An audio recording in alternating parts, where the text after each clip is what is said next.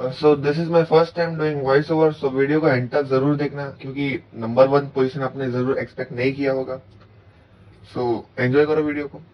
So number 5 fight की तरफ बढ़ते हैं, Tanjiro and Nezuko versus Spiderman. Sorry sorry. So इस फाइट में हमें इनोकामी कागुरा सन ब्रीथिंग का टेक्निक देखने को मिलता है, जो उसके फादर से उसने इनहेरिट किया एक डांसिंग के फॉर्म में। और हमें यह भी देखने को मिलता है कि तांजीरो ने उसको डिफीट करने के बाद भी वो उसे हरा नहीं पाया, क्योंकि वो रिजनरेट कर रहा था अपने हेड को, जो हमने एक्सपेक्ट नहीं किया। और इस आर्क में हम लोग को इस सस्पेंस में रखा था कि 12th की जो कि लोअर मून कौन था, क्योंकि स्टार्टिंग में हमको लगा उसके फादर होंगे, जो उसका नाटक का फैमिली था, या फिर उसकी मदर हो सकती है, पर लास्ट में जाके इंट्रोड्यूस किया कि रूही है लोअर मून 5। और हाँ, वाटर हाशिरा को आना पड़ा अपना 11th फॉर्म निकाल के उसको हराने के लिए, क्योंकि रूही ने तो औकात दिखा दिया तांजीरो को। पर वाटर हाशिरा को आके बताना पड़ा कि हम है तो। फिर वाटर हाशिरा ने आके मतलब वाटर हाशिरा ने आके रूही को हरा दिया और एकदम स्मूथली काटा यार, एकदम माइकल जैक्सन की तरह। हाँ, तो यही हुआ नंबर 5 फाइट के बारे में। तो आगे बढ़ते हैं। तो नंबर 4 की तरफ बढ़ता है, तो वो है इन्फिनिटी कैसल आर्क के दौरान जो टेक डाउन हुआ है जेनित्सु वर्सेस काइगाकू। जेनित्सु की तरह एक काइगाकू एक स्टूडेंट था जो थंडर ब्रीथिंग को जानता था और उसको फर्स्ट से लेकर 6th फॉर्म आता था, पर उसको एक फॉर्म नहीं आता था जो था फर्स्ट फॉर्म। और उनके जो मास्टर्स थे जो सेम थे, उसने डिसाइड किया कि ये दोनों को थंडर ब्रीथिंग का सक्सेसर बनाया जाए, ताकि इसको फर्स्ट फॉर्म आता है और उसको सेकंड से लेकर 6th फॉर्म अच्छे से आता है। पर काइगाकू हाशिरा बनने की जगह डीमन बन गया, जिसके वजह से उसके मास्टर ने आत्महत्या कर लिया। और जेनित्सु को एक लॉन्ग टाइम रिवेंज लेने का ख्याल आया कि उसके डीमन बनने से उसके मास्टर ने आत्महत्या कर लिया। और फिर उसने बहुत मेहनत किया हाशिरा ट्रेनिंग आर्क में, और बहुत ट्रेनिंग करने के बाद वो इन्फिनिटी कैसल आर्क में ऐसा एंट्री मारा कि ऐसा लगा ही नहीं कि मुजान ने उसको बुलाया, वो अंदर ऐसे एंट्री मारा, ऐसा लगा जैसे उसको पहले ही पता था कि इन्फिनिटी कैसल में ऐसा कुछ एग्जिस्ट करता है। एंट्री मारने के बाद उसने जेनित्सु मतलब काइगाकू को औकात दिखा दिया अपना 7th फॉर्म निकालने के बाद। और ये 7th फॉर्म तो बहुत, जिस बंदे को एक फॉर्म आता था वो बंदा 7th फॉर्म निकालता है, तो ये तो होगा ही ना, शॉक तो होगा, जो वैसे ही काइगाकू भी हुआ था। और यही बात काइगाकू की, तो अगर वो 2 साल के बाद जेनित्सु से भिड़ता तो शायद से जेनित्सु जिंदा नहीं होता, ऐसा योशिरो ने बोला, क्योंकि वो अभी तक परफेक्ट नहीं कर पाया अपनी टेक्निक को, और जितना उस टेक्निक से परफेक्ट किया उसने उसी में बहुत अच्छा फाइट कर रहा था। So yes, this is number 4 for you. And आगे बढ़ते हैं नेक्स्ट पोजीशन की तरफ। सो नंबर 3 फाइट की तरफ बढ़ते हैं, तो रेनगोकू वर्सेस अकाजा। हाँ, ये फाइट बहुत कंट्रोवर्शियल होगा क्योंकि मैंने एनबू को इंक्लूड नहीं किया इसमें। ये नंबर 3 में इसलिए क्योंकि रेनगोकू ने अपना 200% लगाया था अकाजा को हराने के लिए, पर अकाजा चिल आउट कर रहा था, वो अपना कुछ एफर्ट ही नहीं लगा रहा था। मतलब जैसे अपने 30-40% पावर में वो रेनगोकू से लड़ रहा था, उस गलती की वजह से वो मर भी सकता था, पर वो लास्ट में बच के निकल गया। बट स्टिल हमें ये आर्क में बहुत इमोशनल सीन देखने को मिलता है, और ये आर्क एक सेटअप भी करता है आगे के आर्क के लिए, जिससे तांजीरो रेडी होता है कि उसे और पावरफुल बनना है ताकि वो ऐसे डीमंस को मार पाए। हाँ, और रेनगोकू को कौन ही बोल सकता है उसका सेक्रीफाइस। मतलब तुम अगर देखोगे तो रेनगोकू बहुत पावरफुल था अगर वो इन्फिनिटी कैसल आर्क में घुसता, क्योंकि उस बंदे ने अपर मून 3 से लड़ा और ऑलमोस्ट उसको डिफीट कर दिया था, और जो ट्रेन में लोग थे एक भी बंदा नहीं मारा उसमें। और उस टाइम पे तांजीरो ने ज्यादा फाइट भी नहीं किया क्योंकि वो एनबू से लड़के पहले ही थका हुआ था, तो रेनगोकू ने पूरा अकेले फाइट किया था। तांजीरो, जेनित्सु, इनोसुके सब साइड में बैठे हुए थे और वो अकेला फाइट कर रहा था। तो इस आर्क को मैं नंबर 3 में इसलिए रख रहा हूँ क्योंकि हम लोग को आकाजा का ज्यादा पावर इंट्रोड्यूस नहीं करवा अच्छे से, क्योंकि आकाजा ऑल आउट नहीं गया था जैसे जैसे जीयू वर्सेस जीयू के सामने गया था, या फिर तांजीरो के सामने जब इन्फिनिटी कैसल आर्क में गया था। तो इसलिए नंबर 3 में होता है, पर ये आर्क बहुत इंपॉर्टेंट होता है तांजीरो के डेवलपमेंट के लिए। सो आगे बढ़ते हैं नंबर 2 आर्क की तरफ। तो नंबर 2 फाइट की तरफ बढ़ते हैं, और ये आपने शायद गेस नहीं किया होगा क्योंकि ये फाइट है इन्फिनिटी कैसल आर्क के दौरान। यस, शायद से आगे तक आपने गेस कर लिया होगा। Akaza versus Tanjiro and Gyu. इस फाइट में हमें क्या नहीं देखने को मिलता। आकाजा का ऑल आउट जाना,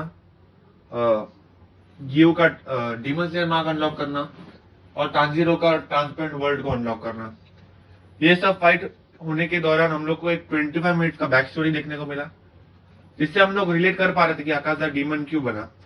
बिकॉज उसके बैक स्टोरी में हमें यह भी दिखाया जाता है कि वो डीमन बनने से पहले डीमन किड कहा जाता था। Even though at the and उसके मास्टर और उसकी फियांसी को जहर देके लोगों ने मार दिया, क्योंकि उसको डिफीट करना बहुत मुश्किल था। उसके मास्टर को, वो बहुत स्ट्रांग थे। तो जब जहर देके मारा तो उसको बहुत गुस्सा आया और वो सीधा समुराई के इसमें चले गया घर में, और उधर जाके हाथ और पैर से, बस फिस्ट और लेग से उसने 67 लोगों को मार दिया। और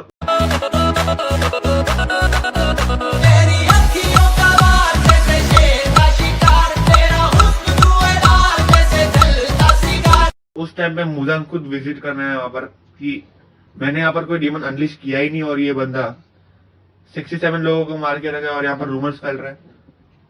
पर आकाजा पहली बार में तो नहीं माना, पर एट दी एंड उसको मानना पड़ा क्योंकि उसके मुंह के आर पार मार दिया था मुजान ने। और मुजान ने ये भी कहा कि तू अपर वन बनने के लायक है। यू नो, आकाजा इतना पोटेंशियल था उसके पास कि कोकोशिबो ने भी उसको रिस्पेक्ट करता था। कि जब अपर मून 1 पोजीशन के लिए आकाजा कोकोशिबो से भिड़ा तो कोकोशिबो ने उसको माफ कर दिया, जैसे सारे डिमंस को साफ कर देता था, पर ये इस डिमन को माफ कर दिया क्योंकि इसके पास पोटेंशियल था और ये फाइट से भागता नहीं था। और ये इन्फिनिटी कैसल में भी आपको देखने को मिला लास्ट में, जब कोकोशिबो रेज आउट किया कि आकाजा कैसे मर सकता है। वो धोखेबाज बोलता है उसको, क्योंकि उसको उसका पोजीशन चाहिए था कोकोशिबो का। So yes, this is number 2। So number 1 fight की तरफ बढ़ते हैं। ये फाइट सबसे इंटेंस बैटल में से एक है, और इस फाइट में पूरा बजट निकल गया था डीमन स्लेयर एनिमेटर्स का कि ये one of the best fight बन गया, ये वन ऑफ द फ्लैशिएस्ट फाइट बन गया। हाँ, आपने सही गेस किया। ये फाइट हुआ बीच में मोराटा वर्सेस मुजान। क्या? ये क्या बक रहे हो? मजाक था, वीडियो में छोड़ के जाओ यार, गलती से ही क्लिक करते वैसे भी। हाँ, तो ये फाइट है एंटरटेनमेंट डिस्ट्रिक्ट आर्क में। इसमें Tengen, Zenitsu, Inosuke, Tanjiro versus Daki and Gyutaro.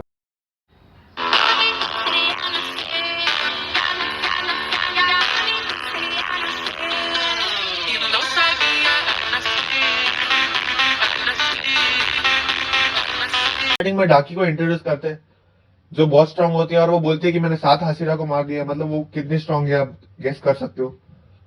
पर प्रॉब्लम ये होता है कि वर्स्ट केस सिनेरियो में जब डाकी को हरा भी दिया जाता है, डिफीट कर दिया जाता है, उसके बाद उसका भाई आ जाता है ग्यूतारो, जो एक्चुअल में उसका भाई नहीं है, पर उसको भाई हम लोग बोलेंगे। उसका भाई आके और प्रॉब्लम क्रिएट कर देता है। उसको कितना भी फाइट करे, वो बहुत स्पीड में था और अपना साउंड हाशिरा है उसका स्पीड मैच कर पा रहा था बहुत मुश्किल से। जब सब खत्म हो गया था, सबको उसने ऑलमोस्ट हरा दिया था, तब जाके ग्यूतारो तांजीरो से बात करता है। तांजीरो को याद आता है कि मैं मेन कैरेक्टर हूँ। फिर वो वापस कमबैक करने की ट्राई करता है, और फिर उसके कमबैक देख देख के अपना तेंजन आ जाता है, जेनित्सु आ जाता है, और उसके भी आ जाता है कि मैं तो मारा ही नहीं, ये ले सरप्राइज। और फिर बताता है कि मैं अपने ऑर्गन्स को मूव कर सकता है। भाई बिग डिफरेंट है मैं इनोस्के। और हाँ, वो डाकी जेनित्सु को जो इग्नोर मार रही थी, फिर जेनित्सु ने उसको औकात दिखा दिया अपना गॉड स्पीड निकाल के। भाई बहुत मस्त था वो, गॉड स्पीड निकाला, झूम करके आया और डाकी का पूरा हेड ऑलमोस्ट चॉप कर रहा था। वैसे उसको बहुत टाइम लगा, पर इनोस्के भी आ गया एंड में उसको हेल्प करने के लिए। और हाँ, तांजीरो ने ग्यूतारो को स्कैम करके उसको थोड़ा उसका ऑलमोस्ट उसका गला काट दिया, और इसको भी काट, डाकी का भी काट दिया। फिर हमें उनका बैक स्टोरी देखने को मिलता है। वो बैक स्टोरी मैं बोलूंगा नहीं, मैं बताना नहीं चाहूंगा, वरना वीडियो बहुत लंबा हो जाएगा और मेरे से इतना बोला भी नहीं जाएगा। और हाँ, ये आर्क नंबर 1 में इसलिए भी है क्योंकि इसमें अपर मून 6 का एक्चुअल रोल देखने को मिलता है। मतलब अपर मून 6 मतलब हलवा नहीं है, इसको ऐसा हरा नहीं सकते। जैसे कि आकाजा इतना मतलब रेंगोकू कितना स्ट्रांग है, हमें ये भी समझ में आता है कि उसने अपर मोन 3 को बहुत देर तक हैंडल किया और मुगन ट्रेन आर्क में उसने ऑलमोस्ट उसको हरा दिया था। इवन उसने अंदर थोड़े छोटे छोटे डीमंस पे लड़ा था, पर उसने ऑलमोस्ट आकाशा को हरा दिया था। और ये भी देखने को मिलता है कि अगर अपर मून 6 ऑल आउट गया तो क्या हो सकता है। पर लकीली इधर किसी का जान नहीं आता, मतलब लोगों का जाता है, पर इधर हमारे डीमन स्टेट्स का जान नहीं आता, सब लोग इंजर्ड हो जाते हैं। पर at the end happy ending होता है और सब बच जाते हैं। इवन सरपेंट हशीरा अपना ओबेनाई गोरो, वो भी लास्ट में आता है हेल्प करने के लिए, पर उसका कुछ रोल नहीं है क्योंकि वो एकदम लेट आता है। और वो भी सरप्राइज होता है कि तांजीरो, कामाडो तांजीरो अपना सर्वाइव कर जाता है। और इसलिए इस आर्क से अपना टेंजन वो रिटायरमेंट ले लेता है। उसका हाथ कट गया था, और हाथ ही कट गया था उसका।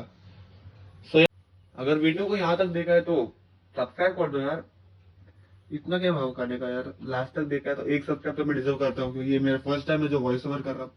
और हाँ, जो गेस कर रहा है ये मेरा एक्चुअल वॉइस नहीं है, मैं वॉइस चेंजर यूज कर रहा हूँ क्योंकि मेरे को अपना वॉइस अच्छा नहीं लगता या फिर क्लियर आता नहीं है। मेरा इतना अच्छा रिकॉर्डिंग का सेटअप नहीं है, मेरा मोबाइल में रिकॉर्ड करता हूँ यार। सो डू कमेंट्स कि मेरा रेटिंग, मतलब मेरा रैंकिंग परफेक्ट है या नहीं।